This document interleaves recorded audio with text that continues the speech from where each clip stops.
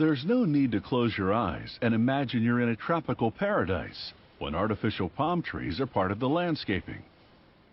They can provide a touch of tropical in any climate. But making a synthetic copy of one of nature's towering achievements is no small task.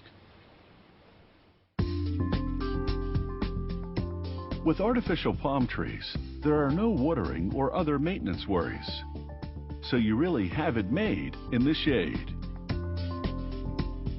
To manufacture a palm tree, a worker wraps sticky mesh tape around a tubular piece of polyvinyl chloride. This tube will establish the shape of the trunk, and the tape will allow the next layers to adhere to it. While all that taping is going on, a welder pieces together the tree's solid steel skeleton. He welds the base plate to a pole. He strengthens the joint with lateral supports called gussets. The gusset should enable the palm tree to withstand heavy winds. He adds height to the tree skeleton with another piece of steel. Artificial palm trees can be made to exact specifications, while in nature, things are less precise. After a coat of rust-inhibiting paint, they're ready to insert the steel skeleton into the taped PVC pipe. One worker clamps the end of the steel structure to a table, and the other member of the team slides the trunk core onto it. They screw the trunk to the steel skeleton in several places. With the foot pedal, a member of the team activates a spindle, and it turns the palm tree trunk so he can efficiently wrap synthetic rubber around it. The effect simulates natural growth rings. He brushes an adhesive onto the rubber, ensuring complete coverage.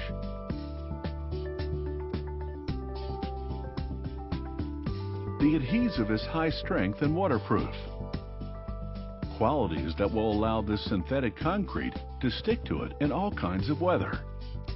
The concrete is made of many components, including silicone and liquid rubber, and is the consistency of peanut butter.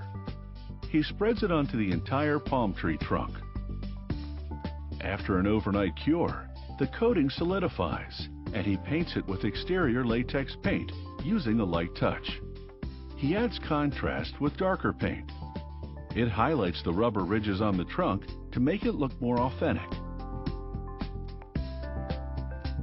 While the paint dries, he turns his attention to the slotted steel trunk cap. He applies some of the synthetic concrete used on the trunk. It will serve as an adhesive as he now presses a cocoa fiber fringe to the cap. The fringe of fiber camouflages the steel and makes the cap look like a tree husk. He ties it with wire to maintain the arrangement.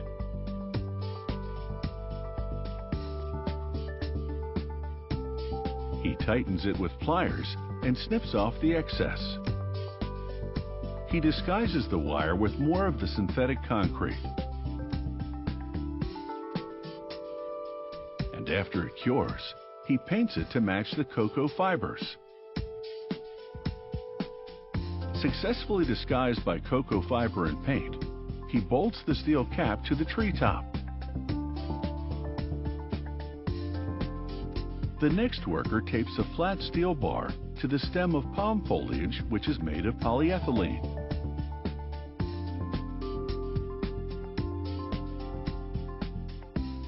He reinforces the job with 2 metal clamps.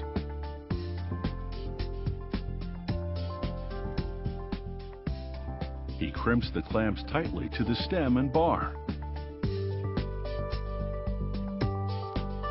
These palm fronds, as they're called, provide the crowning touch.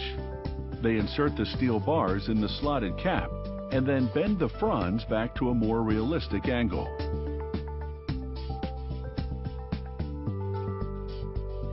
It's taken about an hour and a half to manufacture this artificial palm tree.